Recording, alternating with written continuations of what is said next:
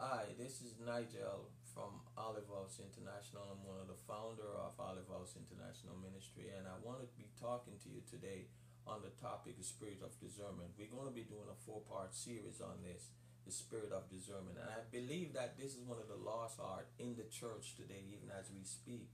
We find in 1 Corinthians chapter 12, 7 through 11, Paul spoke about the spirit of gift that God has given unto the church. And we find here that we have in verse 11, we find these are all the works of the Spirit. The same Spirit, but God has given to the church to edify the church. And in verse 7, we picked up where we got the spirit of wisdom. We got the spirit of knowledge. We got the spirit of faith. The spirit of healing. That's the gift of healing. We have the spirit of miraculous power. We have the spirit of prophecy. We also have the spirit of speaking in tongues, different tongues. The spirit of interpreting tongues. But the spirit of distinguishing between spirits, we do not crave for. And I think that's one of the lost art in the church today as we speak. And that's what we're going to have our fourth topic on, the spirit of discernment. We find here where God is saying we need that spirit of discernment. If there's ever a time that we need it, is in the church, and it is now. Not only in the church, but also in our physical and social life that we need it. If we have the spirit of discernment as believers, it would help us to make some decision that we make that we should not have made in the first place.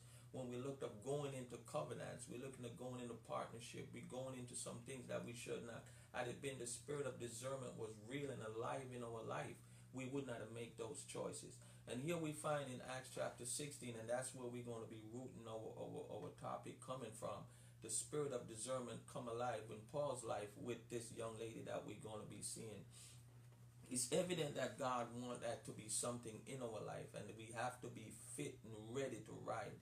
You say, well, why would I want the spirit of discernment and not want the spirit of prophecy? And I'm not saying that the spirit of prophecy, you don't need that. But I'm saying, why would I want the spirit of discernment? And I'm going to show you three ways and three meanings of why you really need it in your life.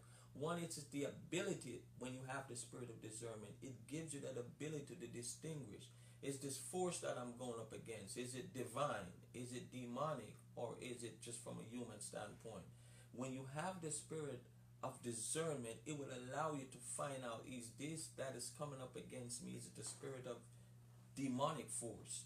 And sometimes we embrace some things because we do not know from whence they come. Also, number two, it helps us in our prayer to be more effective, especially when we know what are we praying against. The spirit of discernment will allow us to know when our prayer needs to be more effective, because this is spiritual warfare. This is not something only in the physical, and this is not divine, meaning it's coming from our Lord Jesus Christ, but it is a demonic force. And three, it also gives us that demonic free. We're free from all demonic oppression, both in the physical and in the natural. And so the spirit of discernment is something that we really need. And if there ever a time that we need to crave for that, it is now. We'll see in Paul's life, that was one of the spirit that was evident in his life. Because in Acts chapter 16 that we're going to be looking at. So we're going to be looking at Acts chapter 16 from 16 through 25. And we're going to see how the manifestation of the spirit of discernment was proven in Paul's life. It is something that we need in our life.